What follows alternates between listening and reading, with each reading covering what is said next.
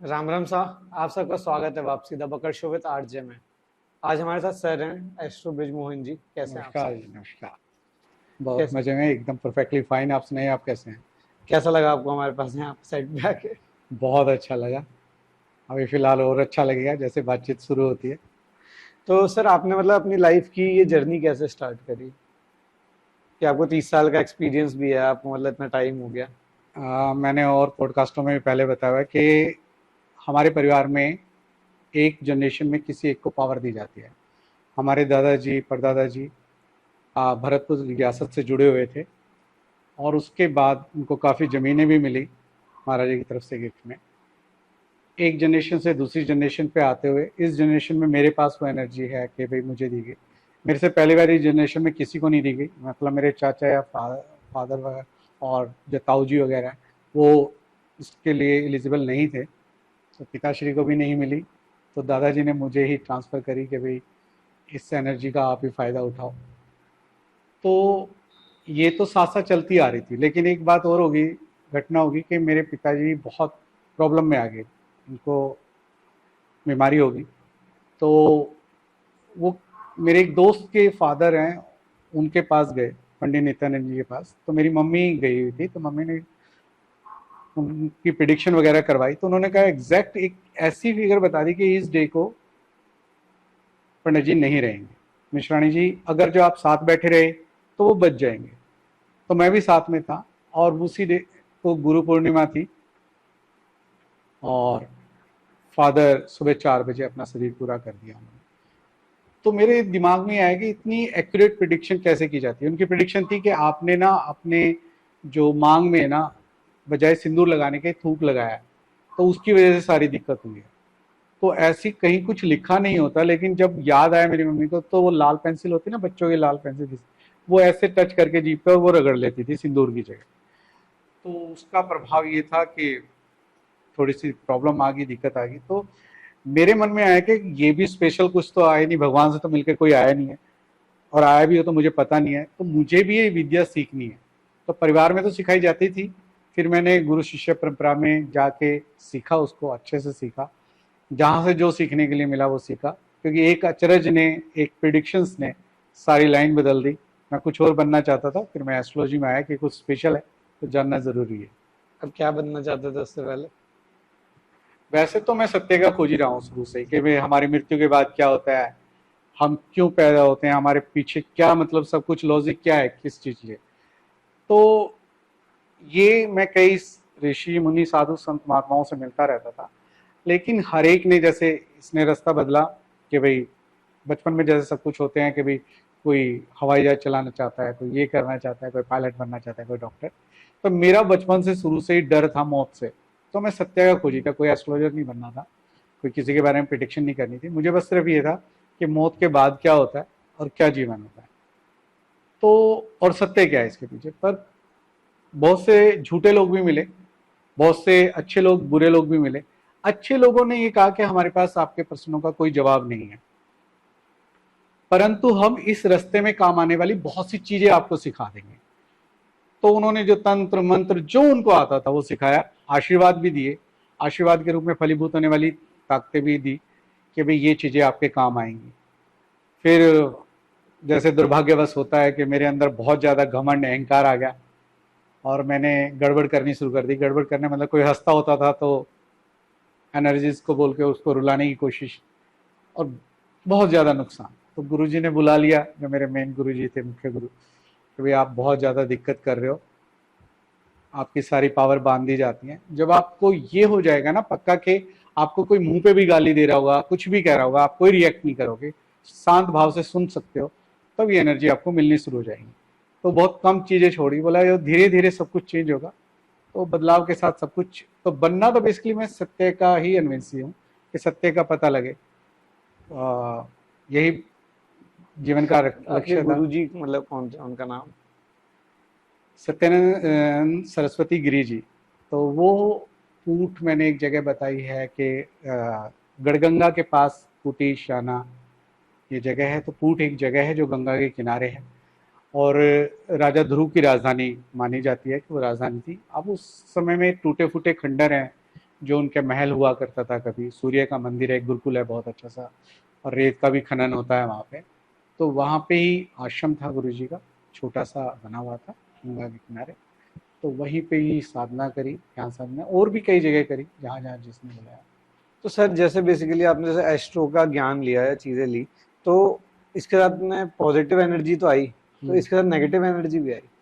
और मोस्टली तो positive energy आती है, लेकिन हम किससे मिलने जाते हैं जैसे, तो बहुत सी आत्माएं ना ये सोच लेती हैं हमारी मुक्ति करवा देंगी। कई बार मैं भी गलती से बोल देता हूँ मुक्त करवा दूंगा, तो उन लोगों के साथ वो चीजें जुड़ जाती हैं। जुड़ने का कारण ये होता है कि शायद इनके किस प्रभाव से, पॉजिटिव एनर्जी के प्रभाव से इस योनि से मुक्ति हो जाए, क्योंकि वो भी अपनी योनि में बहुत ज्यादा दुखी होते हैं किसी गलती से, किसी श्रापवश, या जब वो शरीर में होते हैं कोई ऐसी बड़ी गलती कर दी होती है, या फिर गलती ना भी करी हो, उनकी दुर्घटना कुछ अलग तरीके से होती है जिसको अकाल मृत्यु कहते हैं, किसी ने हत्या कर दी पीछे से, तो उसको संताप बना रहता है कि भाई किसने मुझे मारा, या फिर किसी की बेटी कुंवारी है या बेटे का कुछ नहीं हुआ, तो मन उसमें रह जाता है कि भाई उसका कल्याण नहीं हुआ, या मैं उसकी शादी नहीं कर पाया, या उसके बच्चे नहीं देख पाया। तो वो इस तृष्णावश, इस वासनावश बुरी आत्माओं में बदल जाते हैं। तो वो अपने बाद में जब वो शरीर अशरीरी हो जाते हैं, मतलब वो सूक्ष्म शरीर में होते हैं, अपनी प्रेत आत्मा योनि में होते हैं, तो वो मुक्ति पाना चाहते हैं। तो मुक्ति पाने के लिए वो सोचते हैं कि कहीं से भी कोई भी पॉजिटिव रास्ता मिले, अच्छा रास्ता मिले, ताकि हम अगला जन्म लेके अपने कर्म को सुधार सकें। तो नेगेटिव एनर्जी मोस्टली वहां से आती है, नजरों से आती है, तो उससे आ जाती है, क्योंकि हम रिसीवर हो जाते हैं।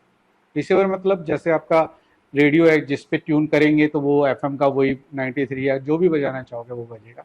तो उस हिसाब से हमारे साथ ये चीजें जुड़ जाती हैं। तो सर जैसे आपने एस्ट्रो की जब पढ़ाई करी होगी या नॉलेज ली होगी, तो आपने तांत्रिक की भी ली, तांत्रिक विद्या? हाँ, इस लाइन में तंत्र को जानना, एस्ट्रोलॉजी के साथ तंत्र को जानना। और तंत्र ये हमेशा यही नहीं होता कि आपने कोई देखा हो कि भाई त्रिपुंड वगैरह लगाया हुआ है, टीका लगाया हुआ है, माला वाला पहना हुआ है।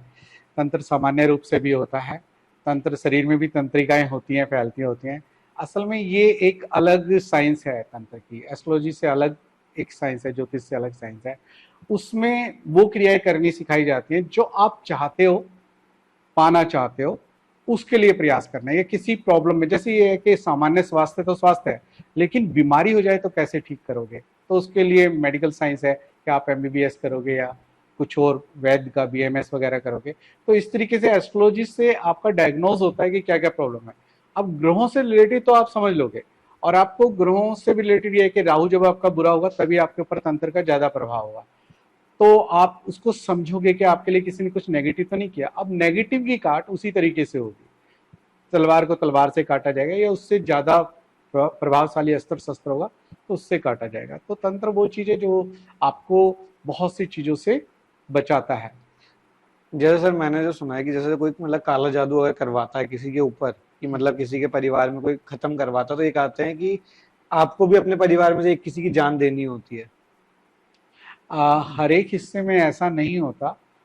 क्या होता है कि जब इसकी जो सेवड़ा बोलते हैं गाँवों में, जैसे जो शमशान घाट से संबंधित कार्य करते हैं माम मार्गी, तो आपको अपनी सबसे प्यारी चीज देनी होती है, तब आपको तंत्र की बहुत सारी सिद्धियां प्राप्त होती हैं।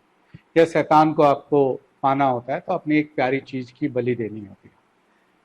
तो उससे आपको ये होता है कि आप निर्मोही हो गए हो, अब आपको कोई मोह नहीं रहा है, आप अब शैतान के ही बंदे हो गए हो। तब आपको अपने परिवार की कोई सिद्धियां प्राप्त करने के लिए होता है, बेसिकली कुछ विशेष तरह की सिद्धियां, तब आपको अपनी प्रिय वस्तु देनी होती है। जैसे हमारे यहाँ पे मोरध्वज की कथा है कि भाई भगवान कृष्ण मांगने जाते हैं तो वो अपने बेटे को काटना होता है। ऐसे ही ईसाइयों में भी है, मुस्लिम्स में भी है कि भगवान या गॉड, अल्लाह जो भी है, उनसे मांगते हैं तो अपने बेटे को लेके जाते हैं।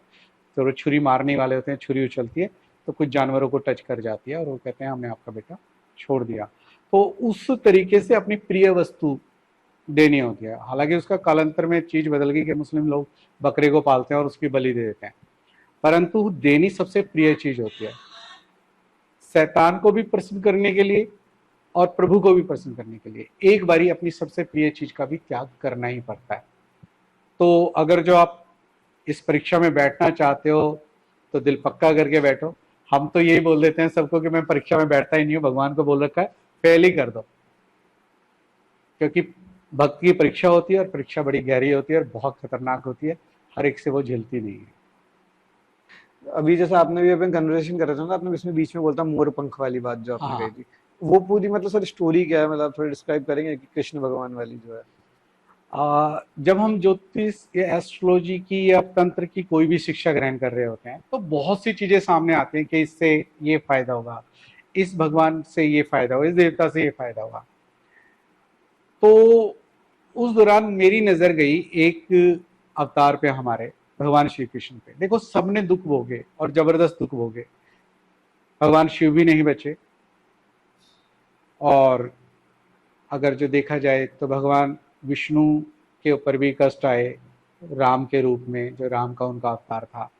तो हर एक में वो कष्ट आते रहे, परंतु भगवान श्री कृष्ण का एक रूप ऐसा है कि भाई मैंने उसको हर एक जगह से जज किया कि इस तरीके से क्लेश उनकी लाइफ में नहीं बचे। शुरुआती तौर पे उन्होंने जितने भी पास्ट के कर्म थे वो सारे काटे, कि अगर जब बाली का कुछ लेना देना था, या फिर उनकी माता ने उनको 14 साल के लिए अलग किया था तो वो 14 साल के लिए अलग हुए दूसरी माता से। जैसे केकई से बेटे का अलग होना, तो केकई जो उनकी माता थी देव की उस रूप में, और अपनी कौशल्या यानी जो माता थी वो उनकी, तो उनके साथ रहे वो।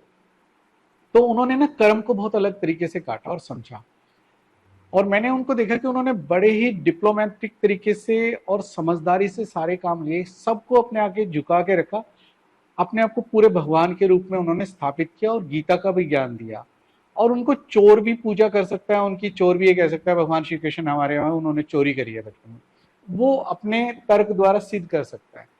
किन्नर भी उनको पूजा कर सकते हैं, क्योंकि जब घटोत्कच का वध होना था, मरना था, तो उससे पहले उनका एक रूप बना था जो अर्धनारी का मान के चले वो वाला। तो ऐसा कोई भी पक्ष नहीं है जो कृष्ण जी ने ना छुआ हो। उसके बाद उनकी जिंदगी की कामयाबी बहुत है, उपलब्धियां बहुत ज्यादा है, और शनिदेव ने कभी भी उनके ऊपर कोई गलत प्रभाव नहीं डाल पाए। क्योंकि शनिदेव जब आ रहे थे उनकी मथुरा की तरफ नुकसान पहुंचाने, तो उन्होंने कोकिला वन में उनको बड़ी समझदारी से रोक दिया कि उस तरफ मत देखना मैं जब तक ना आऊं, क्योंकि वासुदेव कृष्ण शनिदेव के गुरु हैं। और मोरपंख उन्होंने सर पे रखा तो बहुत सोच समझ के रखा होगा, क्योंकि उनके गले में गुंजा की माला, गुंजा की माला इतनी शक्तिशाली चीज होती है, बड़े से बड़े तंत्र को काट सकती है। तो गुंजा की माला, गाने में आता है ना, गले में गुंजन की माला, वैजंती माला भी वो पहनते हैं, वैजंती की भी। और फिर उसका मोरपंख, मोरपंख का प्रभाव मैंने देखा कि मुस्लिम्स भी अपने यहाँ पे दरगाह वगैरह होती है तो झाड़ा लगाने के लिए यूज करते हैं। जैनिज्म में पिच्छी बोलते हैं उसको, जब जो दिगंबर मुनि है वो चलते हैं तो वो भी अपने साथ लेके चलते हैं। तो नेगेटिव एनर्जी को हटाने में, पॉजिटिविटी को लाने में मोर के पंख का बहुत प्रभाव है। और बहुत से ग्रहों ने पूरे जीवन काल में कृष्ण जी को कुछ भी उनका बुरा नहीं कर पाया।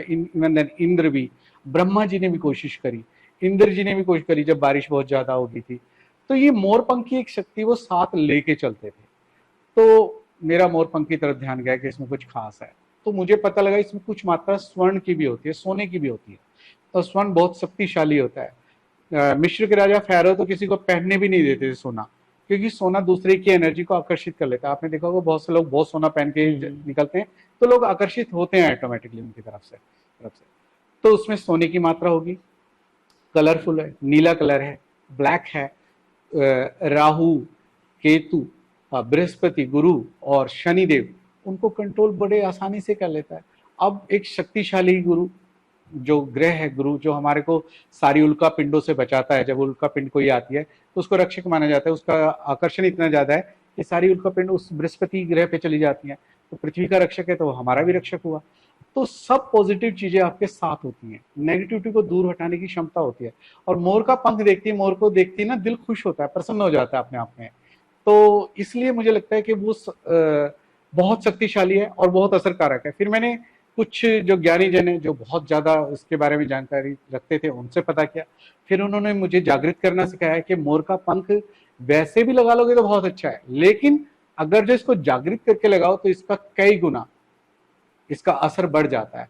हमारे यहाँ गाँवों में मैंने देखता था, उसको लोगों को पता नहीं होगा, लेकिन जो गायों के गले में या फिर भैंसों के गले में मोर पंख डालते थे, वो उसके आपस में जो उसकी पूरा पूरा वाह। जो होता है पंख का हिस्सा, उसको आपस में लपेट के एक माला सी बना के और वो गले में डाल देते, तो बोलते थे बहुत सी बीमारियों से बचे रहते हैं। तो इसका बहुत बड़ा प्रभाव है और मैंने इस पे पूरी रिसर्च करी है, हालांकि बहुत सारी रहती भी है, लेकिन मोर का पंख का जीवन पे बहुत पॉजिटिव प्रभाव है और आपको वो रखना भी चाहिए अपने पास। कहीं से मिल जाए तो अच्छी बात है, नहीं तो मंगवा सकते हैं, परंतु ये ख्याल रखें कि मोर का पंख स्वयं गिरा हुआ होना चाहिए। किसी मोर को मार के, या फिर आप तीर्थ स्थान पे जाते हैं तो बहुत सुंदर सुंदर पंख होते हैं, या तो वो चाइनीज होते हैं या किसी मोर की हत्या करी हुई होती है, तो कृपया वहां से ना लें। अपनी तरफ से गाँवों से आसपास से पता करके अगर जब मोर का पंख गिरा हुआ कहीं हो मिल जाए तो बहुत अच्छा रहेगा, और उसको अभिमंत्रित करवा के पहनवा लें तो बहुत, उससे और भी अच्छा तो होगा। सर जागृत करने के लिए कैसे करना हो? जागृत करने की अपनी एक विधि है, हमारी विधि है जो मैंने बड़ी मुश्किल सीखी है। उसमें मंत्रों का प्रयोग होता है, कुछ समय लगता है, उसमें टाइम लगता है, विशेष मुहूर्त होते हैं, तो वो करने से आपको बहुत बहुत फायदा होता है।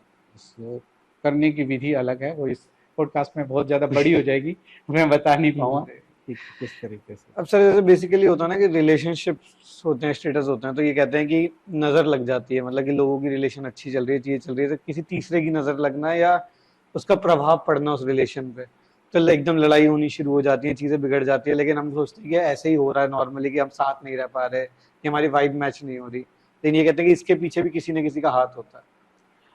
हाथ कम होता है, नजरें ज्यादा होती हैं, क्योंकि एक तो कोई बुरा चाहे आपका कि आपका बुरा हो, बुरा उस कंडीशन में होता है जैसे किसी की लड़की की शादी नहीं हो रही है, या किसी को बच्चे नहीं हो रहे हैं, तो आपके कपड़े, मतलब जो नई शादीशुदा जोड़ी होते हैं उनके कपड़े वपड़े ले जाना, या उनके बालों से या कोई भी चीज उनकी मिल जाए उसका गलत प्रयोग करना। लेकिन जो आप स्टेटस लगाते हो, मैं अपने हर क्लाइंट को बोलता हूँ स्टेटस मत लगाइए इतने हंसते खेलते के, क्योंकि आप कई बार बात करते हो, कहते हो कि मेरे पति से अच्छे रिलेशन नहीं चल रहे या पत्नी से रिलेशन अच्छे नहीं चल रहे, पर आप फोटो बहुत अच्छी प्यारी लगाते हैं, तो हर एक को ये बोलता है, बोलते तो ये रहते हैं, ये रहती हैं, और स्टेटस इतने अच्छे लगा रखे हैं, तो वो नज़र आप पे काम करेगी, आपको नुकसान पहुंचाएगी पहुंचाएगी। आप घर जाओगे बिना किसी बात के, बिना ऐसी बात को जिसको बात का बतंगड़ बोलते हैं ना, गतंगड़ बना देना, कि मैंने जब चाय गर्म कही थी तुम ठंडी क्यों लेके आए हो। और वो चाय गर्म भी हो सकती है, लेकिन इन्हीं बातों पे इतना बहस हो जाती है, तलाक तक नौबत पहुंच जाती है। तो वो चीजें समझनी पड़ेंगी एकदम। आपके जो जीने के तरीके में या बातचीत के तरीके में या लहजे में बहुत बड़ा फर्क आ जाता है। आप एक चीज नॉर्मली बोल सकते हो, उसको बड़े गुस्से में या क्रोध की अवस्था में बोलते हो, सामने वाला रिएक्ट कर देता है, जबकि सामने वाले का रिएक्ट करने का नेचर भी नहीं होता, पर अचानक ही रिएक्ट कर देता है या कोई ऐसी चुपती बात बोल देता है जो आपके हार्ट टचिंग होती है, दिल पे लग जाती है, और उसके बाद केस बिगड़ता चला जाता है।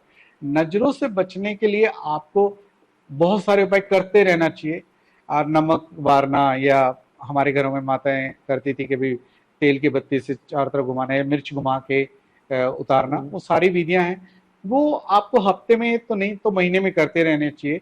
इससे आपका ऑरा पॉजिटिव होता है, और आपको ऐसी चीजों को ज्यादा खुशी दिखाने से बचना चाहिए। और मैं हर एक को बोलता हूँ, देखिए सबको बताता हूँ, अच्छा भी काम चल रहा है तो ये मत बताओ बहुत अच्छा चल रहा है, आपका बुरा भी काम चल रहा है तो बुरा मत बताओ, आप मध्यम में रहो कि भगवान की कृपा है।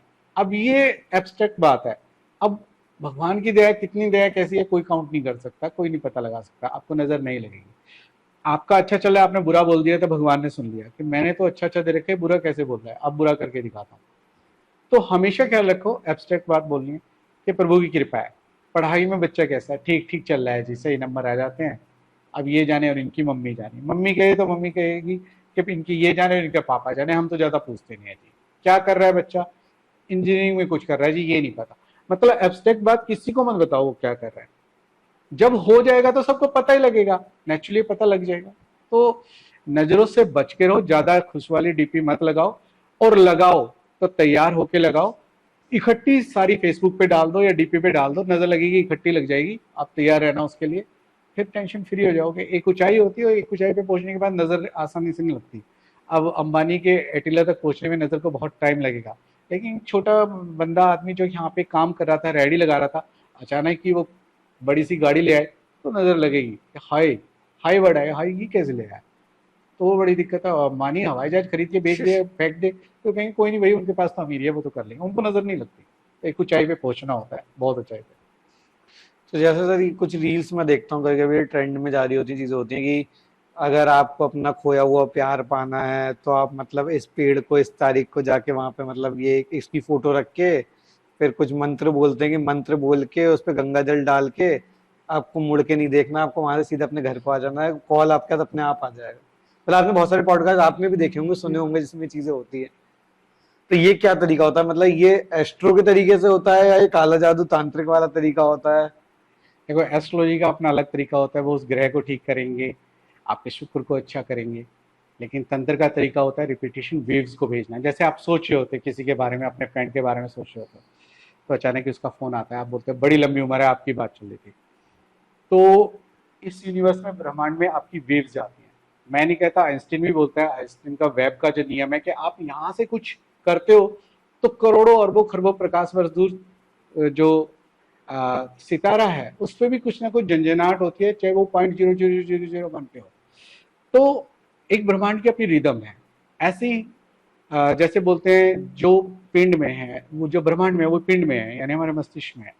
तो जो हमारी वेव्स होती हैं, मंत्र के सारे मन के अंतर की जो वेव्स हैं, उनके थ्रू कार्य किया जाता है। हम रिपीटेशन में करते हैं, अमुक नामस्य मम वसव कुरु स्वाहा। जो अमुक नाम, उसका नाम लिया जाएगा और हमारे अंदर उसकी छवि बसी होगी, या हमारा उससे कोई लिंक होगा, बातचीत। ये चाय की दुकान पे काम करती है, या फिर आपके ऑफिस में काम करती है या करता है, आप उस तक पहुंचाना चाहते हो अपनी वेव्स प्यार की, तो आप बार बार रिपीटेशन करोगे तो आकर्षण होगा। ये नहीं हो सकता कि आपने कोई एंजेलिना जोली को देख लिया और उसको आकर्षित कर रहे हो, तो वो नहीं होगी। और जो बड़ी उस पे होते हैं उसमें आकर्षित हो भी नहीं पाते आसानी से, बहुत मुश्किल होता है। तो आप जब मंत्रों को बार बार रिपीट करते हैं तो आपकी ही एनर्जी वर्किंग कर रही होती है, और वो उसको आकर्षण का जो नियम है वो पैदा कर देती है और आकर्षण हो जाता है। मंत्र शुद्ध उच्चारित किया हो या पूरे विश्वास के साथ किया हो तो प्रभाव तो पड़ता है। हाँ, कुछ झूठे लोग भी होते हैं जो पैसे कमाने के लिए ऐसी चीजें करते हैं, बचना चाहिए। नहीं तो तुलसी का वो वाक्य है कि आपका शब्द ही सबसे बड़े ब्रह्म वाक्य होते हैं। शब्दों के द्वारा आप किसी को भी मन मोह सकते हैं, तो शब्दों के द्वारा ही आप दुश्मन बना सकते हैं। आप मीठे से बात करिए, अच्छे से बात कीजिए, तो सारी दुनिया बस में हो सकती है।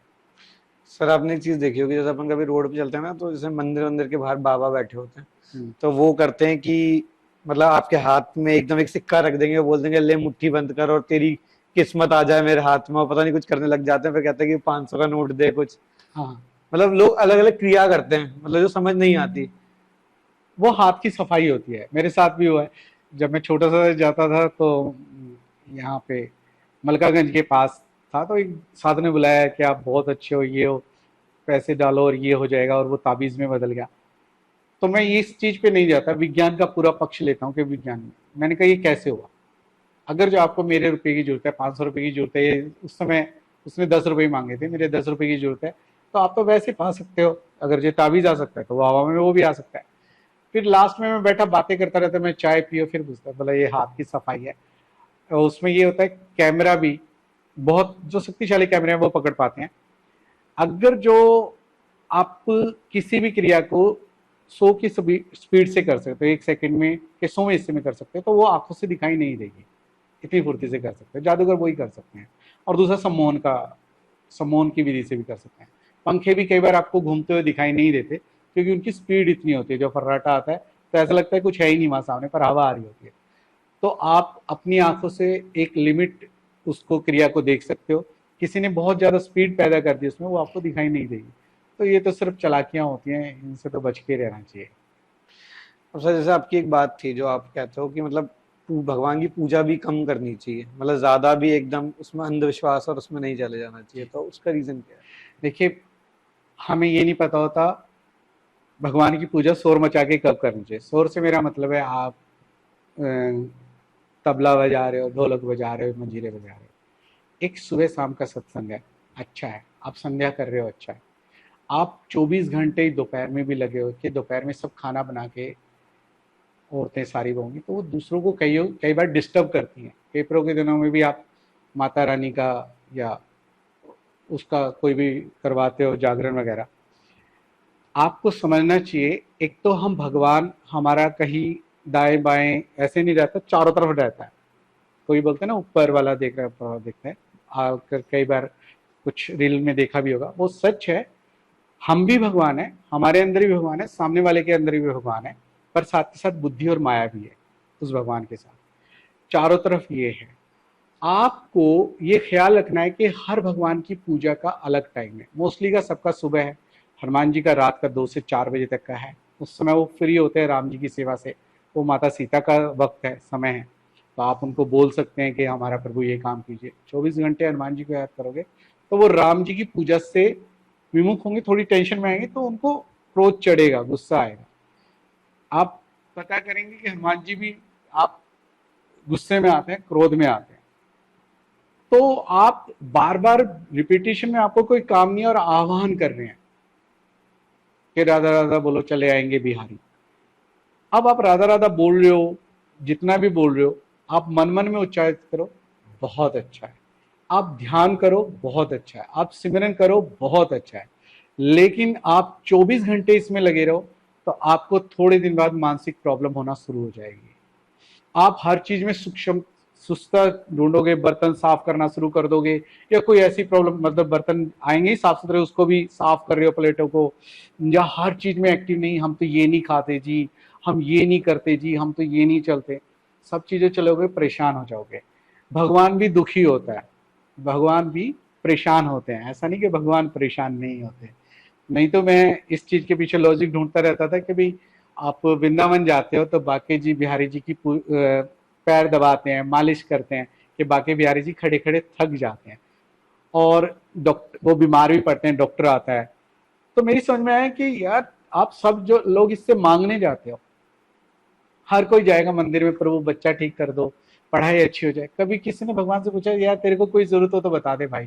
कृष्ण जी को बोल रहा हूँ, बाकी और किसी को यार वार हम नहीं बोल सकते। कृष्ण जी को कुछ भी बोल सकते हैं कि बेटा तुझे कुछ चाहिए तो, अगर जो उसको बाल रूप में पूछ रहे हो तो उसको तो कभी किसी ने नहीं पूछा भाई तेरे को कुछ जरूरत हो तो बता दियो, मेरे को बोल दियो, आके बता दियो, समझा दियो। और बहुतों ने इस भाव से पूजा करी है तो बहुत अच्छा भी रहा है। लेकिन जो आप शोर मचाते हो, बेमतलब की टेंशन क्रिएट करते हो पड़ोसी वाले को, भजन, भोजन और भोग ये छुपके ही होते हैं, आपके शोर मचाने से नहीं होते। आप उनको ध्यान कर, अंदर से प्यार कर रहे हो ना, बस श्रेष्ठ है। इतना ज्यादा प्यार करो, लेकिन उनको बार बार डिस्टर्ब करना, पूजा का मतलब है आप बहुत ज्यादा उनको 24 घंटे मंत्रों का पाठ या फिर उनकी चालीसाओं का पाठ जोर जोर से। आप सुबह का वक्त है, संध्या का, 2 टाइम जब मिल रहे होते हैं, 2 वक्त, ये सूचकांक होता है, सूचित किया जाता है कि मृत्यु को, जब हम मृत्यु होते हैं तो जीवन से मृत्यु की तरफ जा रहे होते हैं, मृत्यु से जीवन की तरफ जा रहे होते हैं जब पैदा हो रहे होते हैं। तो आप उस समय अगर जो प्रभु का ध्यान कर सके तो आपकी मुक्ति पक्की है। तो संध्या टाइम में आप पूजा करो। हालांकि 3 संध्या भी होती है, 4 संध्या भी होती है, दोपहर के समय की भी, रात के 12 बजे की भी, लेकिन 2 संध्याओं में आपकी उपासना ठीक है। लेकिन आप 24 घंटे ही चिल्ला रहे हो तो मैं उसके पक्ष में नहीं हूं। उसके लिए काफी क्रिटिसाइज किया गया मेरे को कि आपने ऐसा क्यों किया, ऐसा क्यों कह रहे हो। राधा राधा के ऊपर भी बहुत ऑब्जेक्शन है, क्योंकि हमारे शास्त्रों में कहीं राधा का वर्ड नहीं है, ना ही हमारे श्रीमद् भागवत गीता में है, ना कहीं और है। क्योंकि ज्ञानी जनों से मैंने जितना भी जाना है, राधा का कहीं भी वो नहीं है। ये बीच में मुगल काल में कहीं एंटर किया है ये वर्ड, और उसके बाद ये फैल गया। हमारे यहाँ तो कुछ भी फैल सकता है, कुछ भी आ सकता है। क्या कारण था? हालांकि सारे के सारे लंपट, लंपट वर्ड यूज करूंगा, जितने भी महात्मा गलत तरीके, महात्मा क्या कहूंगा, जो नकली वो बने हुए हैं, वो अपने आप को कृष्ण के रूप में दिखाते हैं हमेशा। अभी एक बहुत मैंने देखा, जो ब्यूटिशियन का कोर्स करवाता है वो कृष्ण ही बन के रहता है, और उसके सामने जो लड़कियां सीखने आती हैं वो राधा बन के रहती हैं। तो राधा एक दीवार बना ली है लोगों ने छुप के, अपनी आवारागर्दी कहूंगा उसको बचाने के लिए। एक वो हो गया कि कृष्ण जी की राधा, मेरी राधा है, तो वो थोड़ा सा गलत हो गया, उसका गलत यूज हो रहा है। तो कंट्रोवर्शियल वर्ड वो है, विषय, तो इसके बारे में ज़्यादा नहीं बोलूँगा। और किसी की अंतरात्मा को, आत्मा को, मन को ठेस पहुंची हो तो मैं पहले से ही माफ़ी मांग लेता हूँ। और मेरे कहने का तात्पर्य है कि किसी भी सही चीज़ के पीछे आप गलत कृत्य कर रहे हो तो वो गलत है। सेम पूजा पाठ के लिए भी है कि बच्चे पढ़ रहे हैं और आप माता रानी का जागरण कर रहे हो, वो डिस्टर्ब हो रहे हैं, तो वो भी गलत है। तो वो चीज़ें ना करें तो ज़्यादा अच्छा है। सर जैसे मतलब चीजें होती है ना कि हम घर में ये कहते हैं कि जैसे कोई अच्छा काम कार्य करने जा रहे हो तो दही शक्कर खा के बेचते हैं या टीका लगा के बेचते हैं या कलावा या काला धागा पहनते हैं कि नजर के लिए। तो ये चीजें अपनी लाइफ में कितना प्रभावित करती है पॉजिटिविटी को? बहुत ज्यादा प्रभावित है। हमारे सनातन धर्म की मैं इतनी इज्जत करता हूँ, इतनी रिस्पेक्ट है ना, इसलिए नहीं कि मैं हिंदू पैदा हूँ, उसकी एक एक लाइन पढ़ता हूं तो अपने आप में यूनिक है। कोई भी ऐसे हवा में नहीं कहती, पूरा साइंटिफिक रिसर्च है उसके बारे में।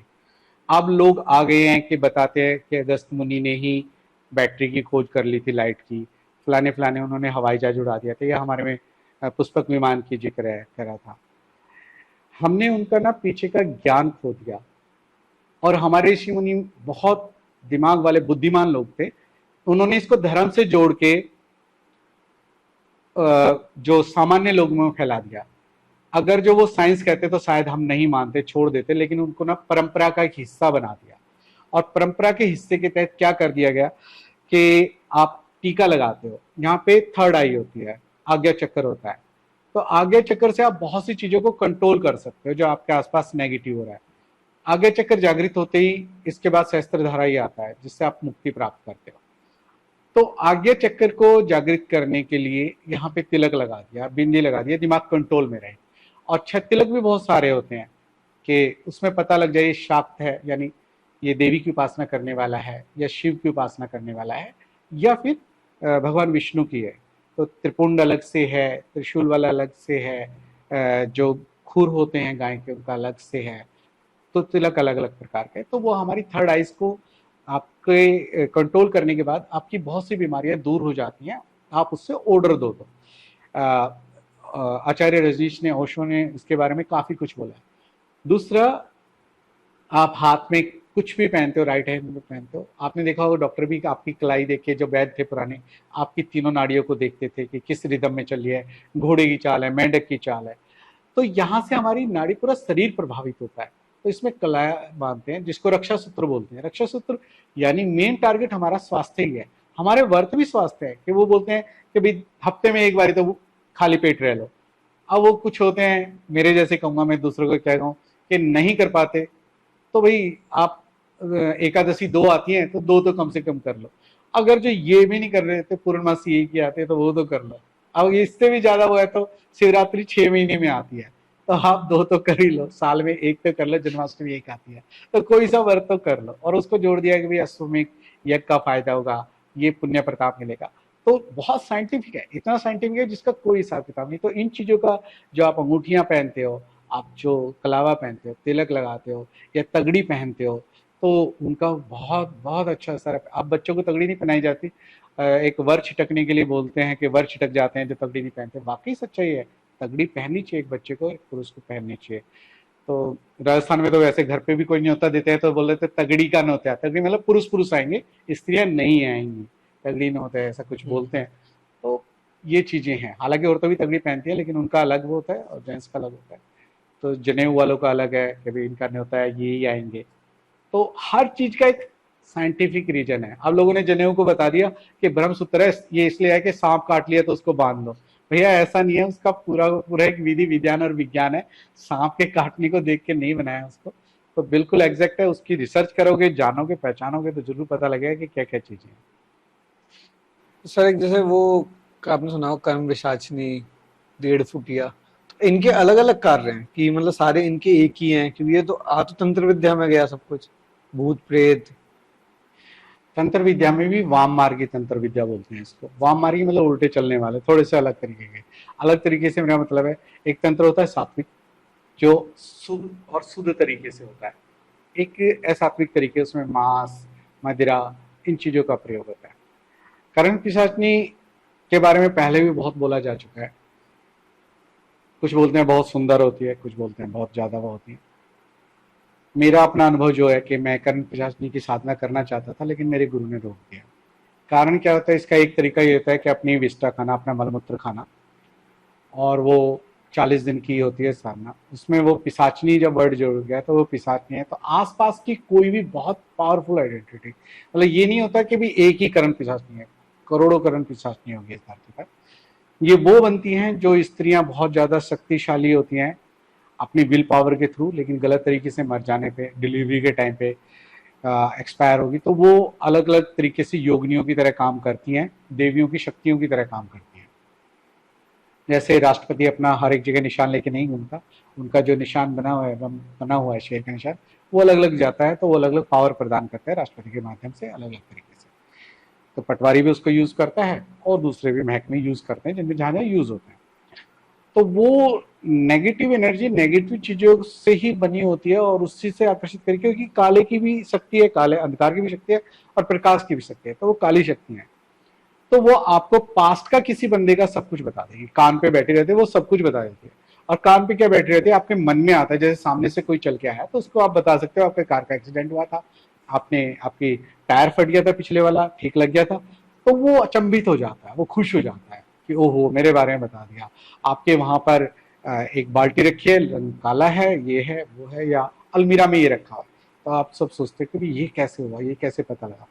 तो अब वो आप कितना भी पे करोगे, उनके बड़े बड़े आश्रम बनेंगे, उनके पास लोग आएंगे जो पास्ट का बना, लेकिन ये फ्यूचर का कुछ नहीं कर सकते, भविष्य को कोई सुधार नहीं कर सकते, ये कुछ भी नहीं कर पाएंगे उस स्थिति में। तो और जिसने इसको सिद्ध किया है उसका तो बुरा होना बिल्कुल निश्चित है, क्योंकि मृत्यु के उपरांत वो आपको नौकर बना के रखिए, आपकी कभी भी मुक्ति नहीं होगी।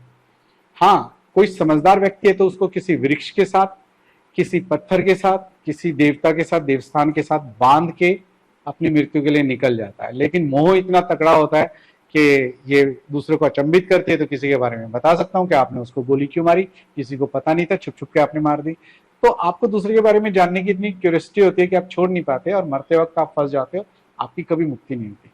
1.5 फुटिया की ये कहानी है। अक्सर मोस्टली 1.5 फुटिया को वो लोग सेते हैं जो तंत्र क्रिया में बहुत ज्यादा माहिर होते हैं, क्योंकि वो नुकसान भी बहुत तत्काल भी मार देता है, एकदम आपसे कुछ गलती हुई तो पैसे लाने के लिए इसका यूज होता है। कोई चीज कहीं से मंगवानी हो तो ये काम करता है, और ये देख के भी बहुत डर लगता है, उबड़ खाबड़ सा सिचुएशन होती है उनकी।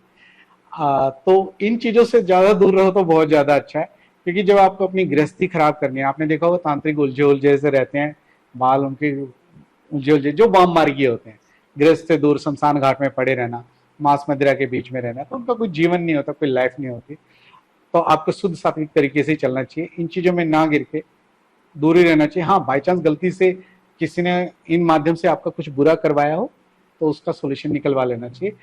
इन चक्रों से दूरी रहना चाहिए कि आप इन गलत महामारी स्थितियों में जाओ, छलावा सिद्ध करने के लिए, बच्चा सिद्ध करने के लिए, या फिर पिशाच वगैरह कोई, या कोई यक्षिणी साधना से भी दूर रहना चाहिए।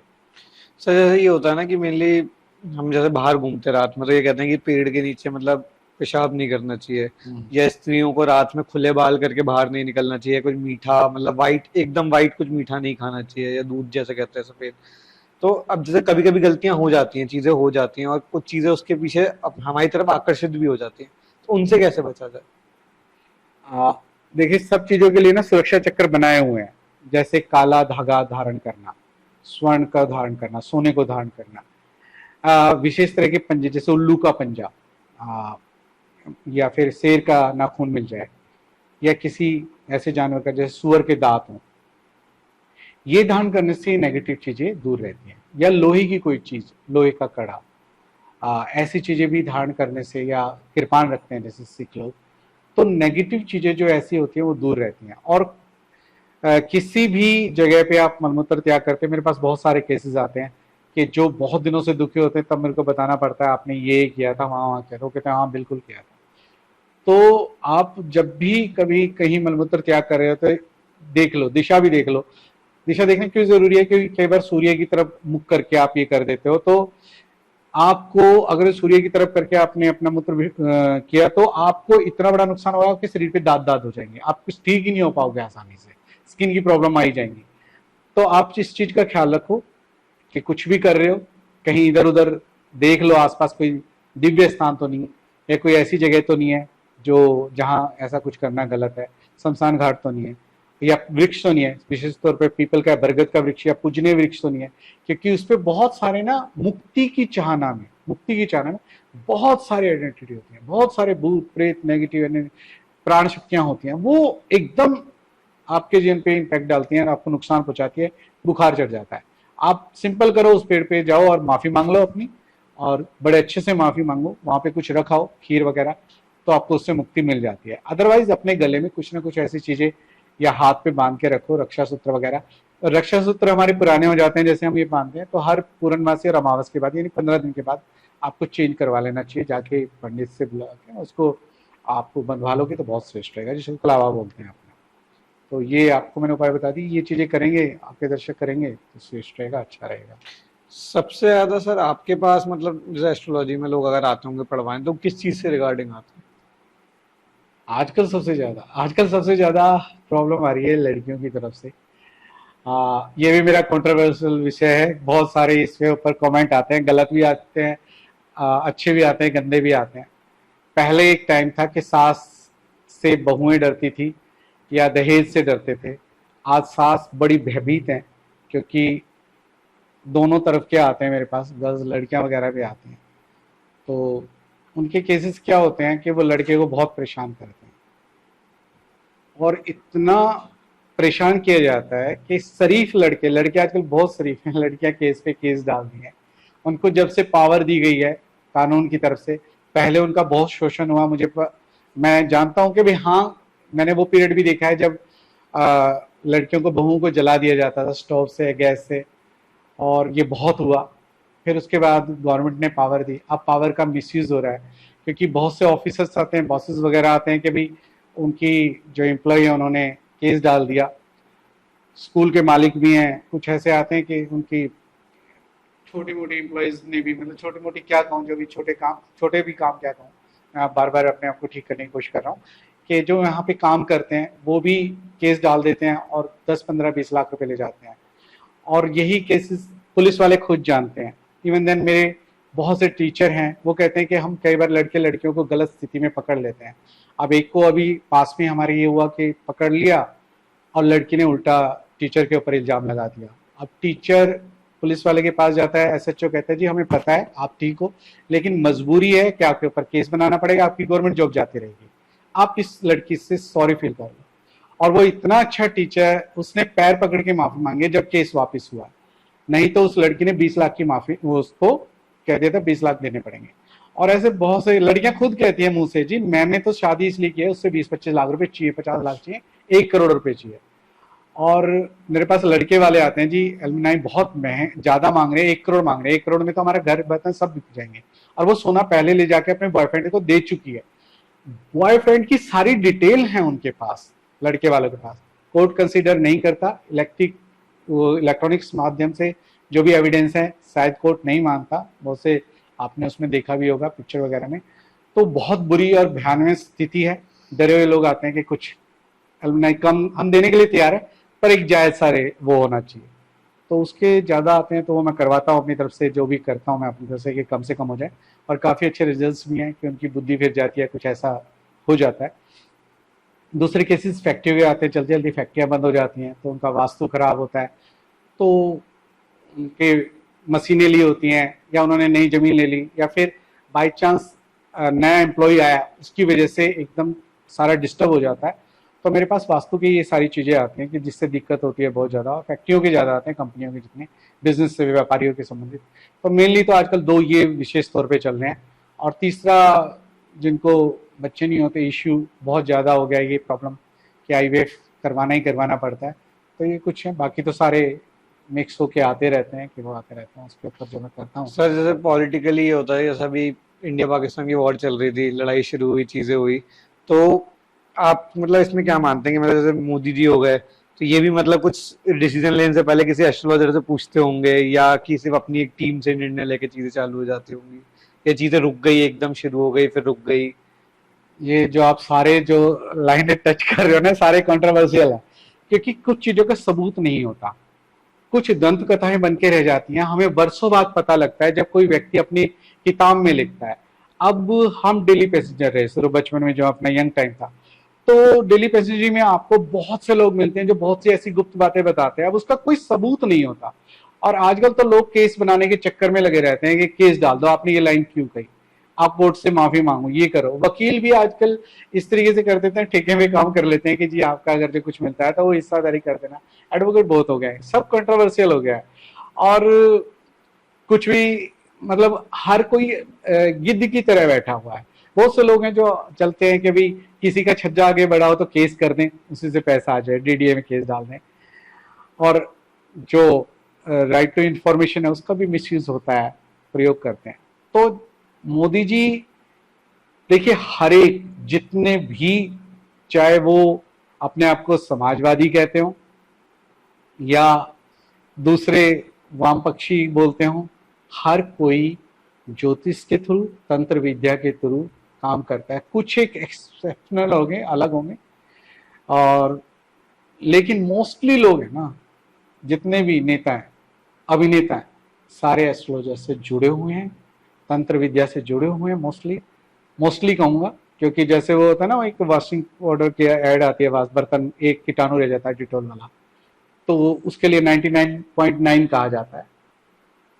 तो क्लेश ना मचे, कोई कंट्रोवर्सी ना हो, तो मैं कहता हूँ कुछों को छोड़ के सबके सब टच में होते हैं। हमें पता होता है काफियों का कि वो उस ब्राह्मण से कुछ करवा रहा है या उस जगह से कुछ करवा रहा है या उनसे कुछ करवा रहा है, पर बोल नहीं पाते क्योंकि सबूत नहीं है और खाम कोई केस झेलना नहीं चाहेगा। और रही बात ये कि जो भारत पाकिस्तान का युद्ध हुआ, मोदी जी ने करवाया है, उसके बाद भी बहुत से लोगों ने कहा था युद्ध होगा, और बहुत से कमेंट आ रहे हैं कि ये ज्योतिषी गलत हो गए, ज्योतिष गलत होगा। देखिए, ना तो ज्योतिष गलत होता है ना ज्योतिषी गलत होता है, दोनों ही गलत नहीं होते हैं। जो उस समय देश काल की स्थिति के अनुसार प्रिडिक्शन हो रही होती है, क्योंकि हम प्रिडिक्शन करने से पहले जन्म स्थान के साथ कहाँ पैदा हुआ ये भी पूछते हैं कि दिल्ली स्थान था पैदा होने का, कहाँ। दूसरा, कई ऐसे प्रभाव होते हैं कि सूली ना टूटे सूल टूट जाए, अर्थात फांसी ना लगे, सलीब ना चढ़े, उसको ना थोड़ा सा काटा चुप के ही काम चल जाए। तो जब हम कोई युद्ध भी होता है, कोई बहुत बड़ा प्रोग्राम होता है, तो या कोई भी ऐसा एक्शन होता है, तो उसमें बहुत लोगों का भाग्य जुड़ा होता है और वो भाग्य अपना प्रभाव डालता है। किसके भाग्य से युद्ध भी हो सकता है और किसी के भाग्य से युद्ध रुक भी सकता है। इसमें सिर्फ मोदी जी एक कारण नहीं हो सकते, ट्रंप जी भी एंट्री करके, कारण बहुत सालों बाद पता लगेगा। अब जैसे वो आपका जवाहरलाल नेहरू जी को ये सुनाया जाता है ना कि उन्होंने अपनी स्थायी सदस्यता क्यों नहीं ली यूएनओ में। अब एक रा के बहुत बड़े ऑफिसर हैं, उनकी एक वीडियो आ रही थी, मैं देख रहा था कि एक चाइना का बहुत बड़ा मंत्री आया और षड्यंत्र करके उसके जहाज में विस्फोट करवाया गया, इल्जाम भारत पे आया और उसके पीछे यूएसए का नाम लिया गया, अमेरिका के कुछ कंडक्टर और वियतनाम था, और भारत को इसलिए प्रेशराइज किया गया कि आपको आतंकवादी देश घोषित कर दिया जाएगा, नहीं तो आपको स्टेप बैक लेना पड़ेगा। अब हमको व्हाट्सएप से थोड़ी सी बातें पता लगती है कि वो उन्होंने क्यों नहीं ली यूएनओ में पक्की सदस्यता, क्योंकि उनको तो ऑफर थी, लेकिन पीछे बहुत कुछ चल रहा होता है। साथ ही साथ ज्योतिष के ऊपर सब विश्वास करते हैं। इंदिरा गांधी जी का भी बहुत बड़े बड़े लोगों ने लिखा कि वो एस्ट्रोलॉजी के हिसाब से युद्ध करती थी, उनके हिसाब से उन्होंने सब कुछ पूछ के और बहुत सारे आशीर्वाद लेके अलग अलग लोगों के पास जाके उन्हें आशीर्वाद लेके काम किया। तो हर एक का पता रहता है, कुछ हरिद्वार में करवा रहे हैं तो कुछ वाराणसी में, कुछ बनारस में, कुछ कोई गुप्त स्थान पे है, परंतु ये सब के सब ज्योतिष का, एस्ट्रोलॉजी का सहारा लेते हैं। और युद्ध रुकना और चलना सिर्फ एक उसकी किसी ज्योतिष की प्रिडिक्शन पे नहीं चल रहा होता, उसके साथ बहुत सारे भाग्य अटैच हैं और उससे सारी कार्रवाई होती है। तो ना ज्योतिष गलत है, ना ज्योतिषी गलत है। और दूसरा आपका क्वेश्चन था कि वो सलाह लेते हैं, हाँ सबके सब सलाह लेते हैं मोस्टली। सर जैसे मेरा एक चीज और थी, जैसे ना अलग अलग जगह आपने देखा होगा कि हमने हर भगवान को, हर मंदिर को एक अलग चीज से मानते हैं। जैसे आपने खाटू श्याम जी को अलग उससे मानते हैं, बाकी बिहारी को हम अलग चीज से मानते हैं, ऐसा विष्णु जी के अवतार। ठीक है, एक वो है सावरिया सेठ का, आपने सुना होगा राजस्थान में, कि उन्हें तो रिश्वत दी जाती है। रिश्वत दी जाती है, हाँ, कि लॉजिकली हम ये बोलते हैं कि मेरा ये काम करा दो, उसका 50% आपका, क्योंकि शायद उनकी स्टार्टिंग भी हुई थी कि वहां से कोकेन का ट्रक गुजर रहा था, तो उनके छोटे से मंदिर के आस कोई आके किसी ने बोल दिया था कि भाई आज ट्रक पास करा दो यहाँ से, कह रहे इसका 90% आपको दे दूंगा। और वो ट्रक पास हो गया, मतलब ना जो पुलिस वहां खड़ी थी ना, वो वहां से एसएचओ मुड़ के चला गया वापस, एसपी क्यों मुड़ गया किसी को कुछ नहीं पता। देखिए, राजस्थान में अपना एक अलग ही प्रभाव है, उनका पूजा और उनकी जो विश्वास है वो कृष्ण जी के ऊपर अलग ही है। रणछोड़ दास उन्हीं की तरफ से नाम दिया गया था। तो हमारे भगवानों के साथ एक वेव्स में जो वर्ड बोलता हूँ, एक भावना जुड़ी होती है। भगवान भगवान नहीं होता, भगवान को भगवान हम ही बनाते हैं। जब हमारी वेव्स जाती हैं, अब इस लाइन पे कंट्रोवर्सी हो सकती है, मैं बता देता हूँ भगवान को भगवान कैसे बनाते हैं। कि कभी पढ़ा हो रामकृष्ण परमहंस के बारे में, तो वो काली के बहुत भक्त थे, सत्य पाना चाहते थे। तो तोतापुरी जी ने उनको बताया कि आपको माँ काली को मारना पड़ेगा, तलवार से काटना पड़ेगा। बोले मेरी इष्ट है, मैं कैसे काट दूंगा। तो उनको ध्यान में, मस्तिष्क में, ये थर्ड आई के पास लाया गया, और जैसे ही वो नहीं काट पा रहे थे गदाधर जी यानी रामकृष्ण परमहंस जी, तो उनकी गुरु तोतापुरी ने पास में एक कांच का टुकड़ा लिया और उनके माथे को बीच में से काट दिया, अंदर माँ काली कट गई, और उसके बाद ही वो अद्वैत को यानी सत्य को उपलब्ध हो गए। तो जो मेरा कहना है कि हमारी ही वेव्स काम करती हैं। लाखों लोग जब किसी चीज को किसी लक्ष्य के लिए देखते हैं कि ये मेरी चीज पूर्ति करेगा, तो वही वेव्स इकट्ठी होकर टकराती है। जैसे हमारे एक बटन दबाने से एमएलए, एमपी और प्रधानमंत्री बनता है। प्रधानमंत्री शक्तिशाली नहीं, हमारे जो एक एक बटन जो है, जो जो दबा है वोट का, वो शक्तिशाली। एक एक बूंद, गोमुख पे वो इतनी सी होती है, और गंगा सागर पे गंगा बहुत बड़ी होती है, तो एक बूंद का अलग हिसाब है। तो उसी तरीके से जब हम बहुत सारे लोग, लाखों लोग एक को देखते हैं, तो वहीं से पॉजिटिव एनर्जी आती है। तो जब हम ये बोलते हैं तो वो एनर्जी सुनती है और इसके लिए काम करते हैं। ये नहीं कि कृष्ण जी कुछ गलत कर रहे हैं, सही कर रहे हैं, लेकिन आपने पूरे विश्वास के साथ कहा प्रभु मैं 90% दे दूंगा, निकल जाएंगे। आप गलत हो सही हो, वो हो जाएगा। अब लोगों की इन आइडेंटिटियों के थ्रू, इन भगवानों के थ्रू, इन आत्माओं के थ्रू, इन देवताओं के थ्रू मौत भी तो करवाते हैं किसी की, कि प्रभु वो मर जाए। आला उदल की कहानी सुनोगे तो आप अचल में रह जाओगे। अपनी देवी से सीधा करके बोलते थे कि हम कष्ट में है और फलाना फलाना राजा हमें परेशान कर रहा है, उसकी आंखें अंधी करो, कुछ करो। तंत्र की पूरी कहानियां, आला उदल की कहानियों में भी अगर जो आपने मोहबा वगैरह की तरफ जाना होगा, तो ये आइडेंटिटी अलग अलग तरीके, जैसे बालाजी को, जो मेहंदीपुर बालाजी को भूत प्रेतों के लिए जाना जाता है, तो वहां पे इसी तरीके की हमारी वेव्स है जो काम करती है। तिरुपति बालाजी को पैसे के लिए जाना जाता है कि बाल दान करने से वहां से पैसा आता है। तो उसी तरह की हमारी भावनाएं हो जाती हैं और उसी तरीके से क्रियाएं होनी शुरू हो जाती हैं, हमारे ऊपर इम्पैक्ट आता है। तो इनका प्रभाव होता है अपना अलग अलग तरीके से। आपको सब कुछ चाहिए तो मैं तो बांके बिहारी जी कहूँ, बांके बिहारी जी की शब्द में चले जाओ और अपनी जो इष्ट या कुल देवी है और कुल देवता है उसको जरूर मानिए, तो आपके जीवन पे बहुत अच्छा प्रभाव आएगा ही आएगा। जब सर मतलब हर चीज का ना एक निर्माण है, सोल्यूशन है, तो सर एक चीज है, जैसे राजस्थान में जब इतने भगवान हैं, चीजें हैं, सबका निर्माण भी है, तो भानगढ़ है जो कहते हैं कि आज तक जो उस टाइम पे तांत्रिक ने श्राप दिया था, वो श्राप आज तक टूट नहीं पाया उसका, तो ऐसा क्यों? देखिए, कुछ शक्तिशाली चीजें होती हैं जो बहुत ही पावरफुल चीजें होती हैं। भानगढ़ की जो रानी है जिसके पीछे सारा सारा हुआ, वो भी परम शक्तिशाली थी, और जिस शिष्य ने वो काम किया, मतलब उसके गुरु की हत्या हो गई थी, हत्या के उन्होंने कुछ गलत सोचा, वो तो रानी शक्तिशाली थी कि उन्होंने जो अभिमंत्रित तेल था वो चट्टान पे फेंक दिया और चट्टान ही उड़ के उनके ऊपर जाके गिरी, और उस शिष्य को, जब गुरु मर गया तो गुरु शिष्य को गुस्सा आया। तो कितना शक्तिशाली वो शिष्य रहा होगा, कितनी उसने शक्तियां प्राप्त की होंगी, और उसके बाद उन्होंने पूरा खेड़ा पलट कर दिया।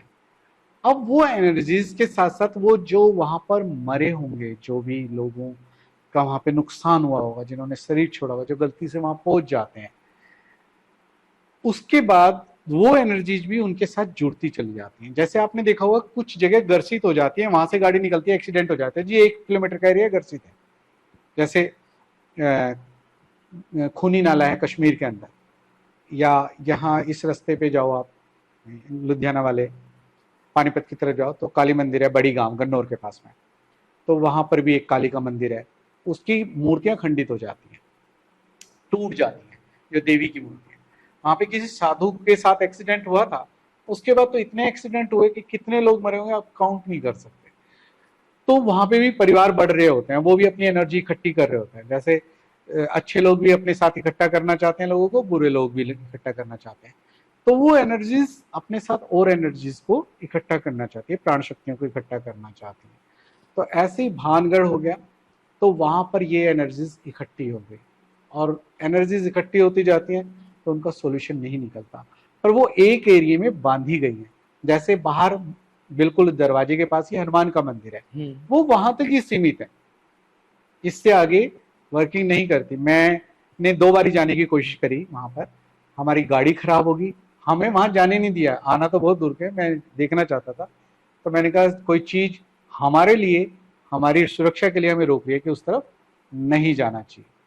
तो वहां की एनर्जीज बहुत पावरफुल हैं, बहुत ज्यादा नुकसान देने वाले डिस्ट्रिक्ट हैं। और कुछ लोगों ने तो ये भी बताया कि वहां पर मूर्तियां थे, मूर्ति चोरों ने ये फैलाया हुआ है, लेकिन एक्चुअल में वहां नेगेटिव एनर्जीज हैं। आप ये कहो कि भाई मैं कैमरा लेके गया, मुझे कुछ नहीं दिखाई दिया, 24 घंटे वो आपके लिए रेडी नहीं रहेगी। आप रिसीवर होने चाहिए, आप कमजोर होने चाहिए।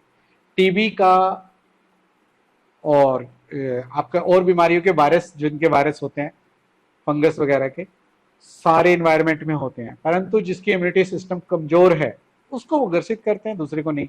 आपका ओरा मजबूत है, आप वहां जाके तपस्या कर लो, कोई दिक्कत नहीं है। लेकिन आपका ओरा नेगेटिव, आपको नुकसान पहुंचा देगा, आपको दिखाई देंगे।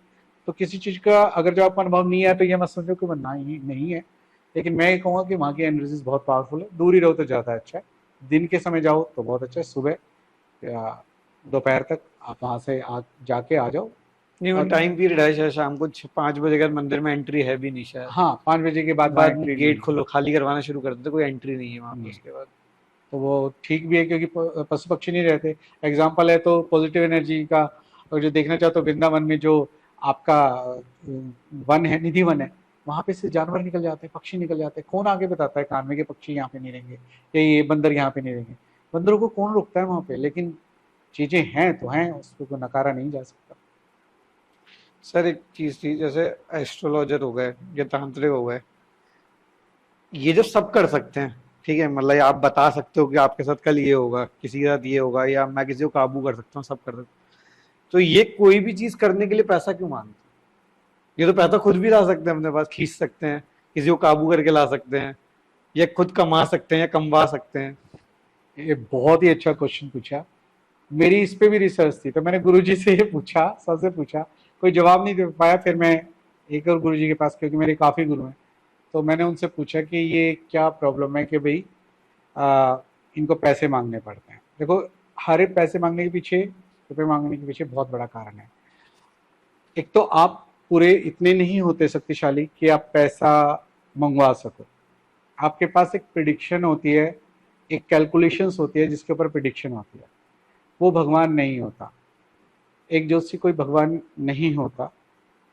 आपसे गुजारा करने के लिए लोगों ने अलग अलग तरीके बनाए हुए, अलग अलग उनके वे हैं। जैसे मेरे साथ मेरी टीम जाती है तो कई बार कोई साधु बैठा होता है, ज्योतिषी बैठा होता है, या कमंडलधारी है, कोई भी बैठा होता है, बोलता है बच्चा आपके बारे में प्रिडिक्शन करता हूँ। वो सारी झूठ कर रहा होता है कि आपके वो है। मैं ये कभी नहीं नकारता, मैं कहता हूँ बहुत सही, आपने एक्यूरेट बताया, और उसे पे भी करके आता हूँ। फिर पूछते हैं ऐसे क्यों, उन्होंने सारा झूठ बोला। मैंने कहा प्रभु ने उसको माध्यम ये चोरी का ही बनाया है, ये ठगी का ही बनाया है, उसका कोई वो कसूर नहीं है।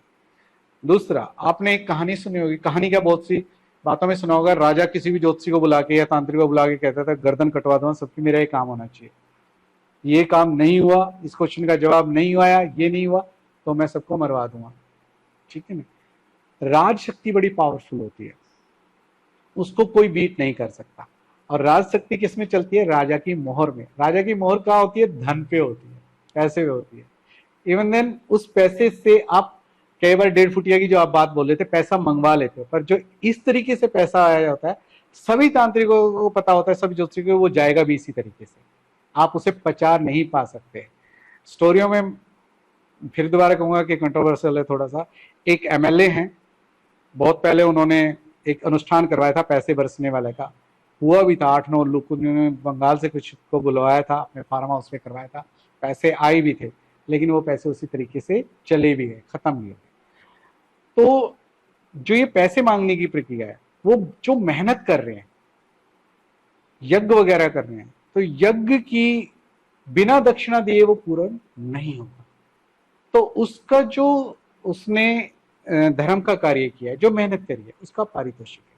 अब वो कोई अपना किसी भी रूप में कितना भी लगा सकता है। मैं देखता हूँ कि कंसल्टेंसी के आजकल 1-1 लाख 1.5 लाख रुपए ले लेते हैं सिर्फ 30 मिनट्स के। वो थोड़ा सा गलत हो जाता है। जिसका सामर्थ्य जैसा है वो दे तो बहुत अच्छा है। मैं ये भी देखता था कि बाद में लालची होना पड़ता है। मेरे गुरुजी के पास पंचांग देखने के लिए दिखाने के लिए आते थे, तो पत्रा बोलते हैं उसको, तो पत्रे के ऊपर 10 रुपए रखते थे और पूरे खानदान का पूछ के जाते थे 2-2 घंटे। अब 10 रुपए में एक बीड़ी का बंडल नहीं आता अगर जो गुरुजी लेना चाहे तो। और वहीं मैं उनसे सीखा और मेरे शिष्य मेरे सामने 1.5-2 लाख रुपया ऐसे मांग लेते थे जैसे 10 रुपए और 20 रुपए, और लोग पे भी करके जाते थे। मैंने भी हाईएस्ट जिसको कहते हैं अमाउंट वो लिया हुआ है और लोग दे के गए हैं।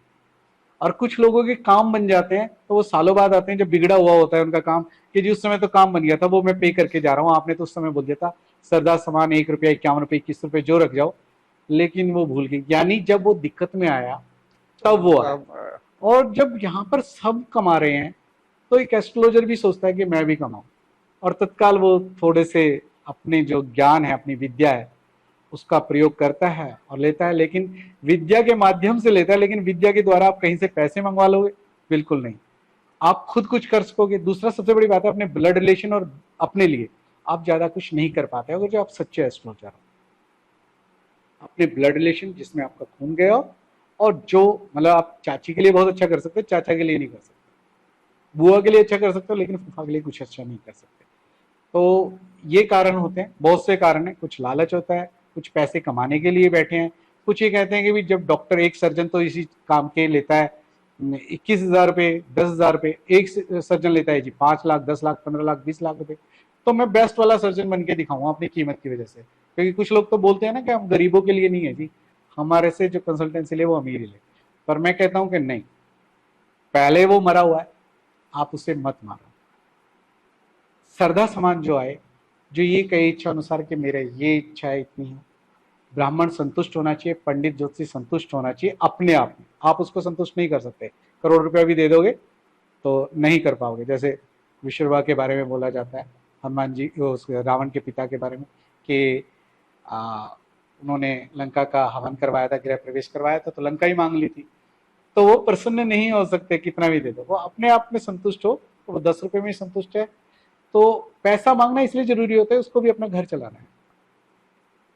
और सबसे ज्यादा बिगाड़ते हैं वो पंडित जो बेसिकली जानकार भी नहीं होते, और उनको पता होता है जो सामने वाला होता है कि इनको नॉलेज तो 0/सन्नाटा है, लेकिन ये लाखों रुपए हैं, ये घूम रहे हैं बड़ी बड़ी गाड़ियों में, बड़े बड़े ऑफिस हैं, तो फिर उनके मन में कहता है कि मैं क्यों नहीं, मेरे पास तो जानकारी है।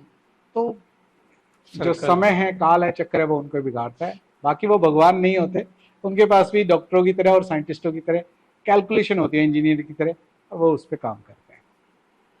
सर जैसे ना हमारे साइड पे हमने भगवत गीता रखी है, हाँ ठीक है, श्री कृष्ण की बात चल रही थी। तो जैसे युधिष्ठिर में कहते हैं ना कि जो कहूंगा सच के सिवा कुछ नहीं कहूंगा। तो वैसे आपको कोई 2 चिट्स निकालनी है और भगवत गीता को साक्षी मान के सच बोलना।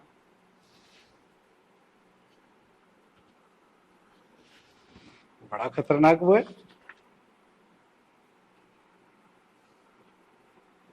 वीकनेस आपकी भी तो सर एक कमजोरी होगी, कोई जो सबसे बड़ी कमजोरी होगी आपके लिए। सबसे बड़ी कमजोरी मेरी है कि मेरे से किसी का चाहे अनचाहे अहित ना हो जाए।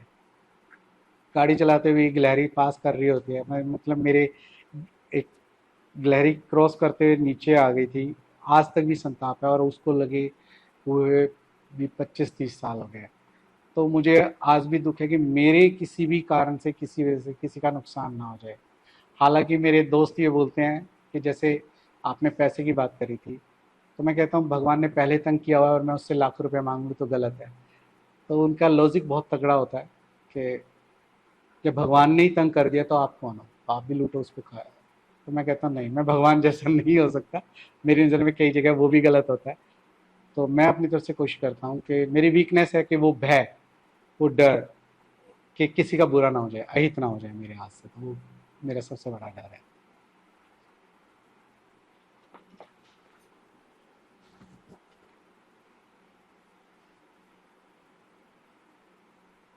ताकत, स्ट्रेंथ। और सर आपकी ताकत क्या है, सबसे बड़ी ताकत? ताकत है मेरे लोगों का प्यार, जो मेरे क्लाइंट हैं, क्लाइंट ही कहूँ और क्या कहूँ, जो मुझे फॉलो करते हैं, वो बहुत विश्वास करते हैं, और बहुत ज़्यादा विश्वास करते हैं। तो मैं आंख बंद करके भगवान को ये कहता हूँ कि मुझे भगवान मानने लगे हैं, कि आप तो भगवान हो जी। बहुत से बोल देते हैं कि आप तो हमारे लिए भगवान हो। तो मैं बस ये कहता हूँ भगवान, ये मुझे भगवान मान रहे हो, मैं आपको भगवान मान रहा हूँ, तो मेरी इज्जत बचा के रखना कि मेरे माध्यम से आप काम कर रहे हो, काम आप कर रहे हो, नाम मेरा हो रहा है। तो स्ट्रेंथ मेरी है कि मेरा विश्वास प्रभु की तरफ और मेरे जो लोग सराउंडिंग में मुझसे प्यार करते हैं, वही मेरा बहुत बड़ा पावर है, वही स्ट्रेंथ।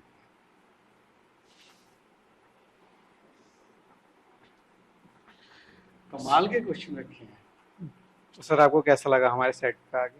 बहुत अच्छा लगा, बहुत ही सबका जो हो रहा है बहुत ही पॉजिटिव है, सब अच्छे लोग हैं, आप भी बहुत अच्छे हो। मैं आपसे ये नहीं कहूंगा कि आप अपनी पावर का यूज करो, लेकिन मैं आपसे एक सवाल अपने लिए करना चाहूंगा कि अगर हम जैसे ये शो चला रहे हैं, हम इतने टाइम से मेहनत कर रहे हैं, तो हमें ये कंटिन्यू में रखना चाहिए या मतलब चीजें बदलनी चाहिए? बस कंटिन्यू रखना चाहिए पर स्थान बदलना चाहिए। यहाँ की एनर्जीज को मैं गलत नहीं कहूँगा, वो रुष्ट ना हो जाए। आपको बहुत ज़्यादा प्रोग्रेस मिलनी चाहिए थी। कुछ चीज़ें मैं सबको बोलूँगा कि कोई भी आप लकड़ी का सामान खरीद रहे हैं, आपके बेड, सोफा वगैरह, ये तो नहीं पता लगा सकते कि किस पेड़ की है, कहाँ की है। कई बार दीमक लगी हुई लकड़ी का बना देते हैं, कई बार वो नेगेटिव टाइम पे यानी पंचक चल रहे हैं, जिस तरीके से अग्नि पंचक चल रहे हो, और उस तरीके से वो लकड़ी उस टाइम पे आके तैयार होगी आपके लिए, बेड के लिए, छत के लिए, किसी भी चीज के लिए, या कोई भी सामान ले रहे हैं आप, तो अच्छे मुहूर्त में लें। आजकल तो आप ये सोचते हो किसी ब्राह्मण को क्यों दिखाएं, क्यों लूटे हम, तो ऐप इतनी अच्छी चली हुई हैं, बहुत सारी ऐप हैं अच्छी अच्छी, आप उन पे जाइएगा, देख लीजिएगा शुभ चौगड़िया कौन सी है, उसी समय पे लाइए। और एक रिवाज खत्म हो गया है, आपके घर में अगर जो लड़की नहीं है तो कम से कम किसी कन्या को बुला के सेल करवाना, जिसको बोलते हैं पानी छिड़कते हैं दरवाजे की तरफ, और उसको कुछ ना कुछ हम दे देते हैं जो खुश हो जाती है। तो आपको नेगेटिविटी नहीं आएगी, पॉजिटिव चीजें आएंगी। हर चीज खरीदते हुए, हर चीज कुछ भी करते हुए, आप ज्योतिषी का, ज्योतिष की विद्या का या एप्स के माध्यम से आप सहारा लें तो वो श्रेष्ठ रहेगा। इस जगह के लिए मैं बोलूँगा कि आप बहुत बरकत करेंगे, बहुत आगे बढ़ेंगे, लेकिन स्थान बदलना ज़रूरी है, क्योंकि यहाँ की वेव्स, आपकी वेव्स तो बहुत अच्छी हैं, पावरफुल हैं, लेकिन कुछ ऐसा स्थान की दिक्कत होती है, तो थोड़ा सा वो प्रॉब्लम है।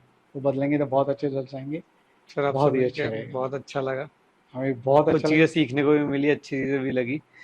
ये सर हमारी तरफ से एक छोटा सा हैम्पर गिफ्ट है कि आप आए हमारे लिए, समय निकाल के। थैंक यू सो मच, बहुत बहुत धन्यवाद।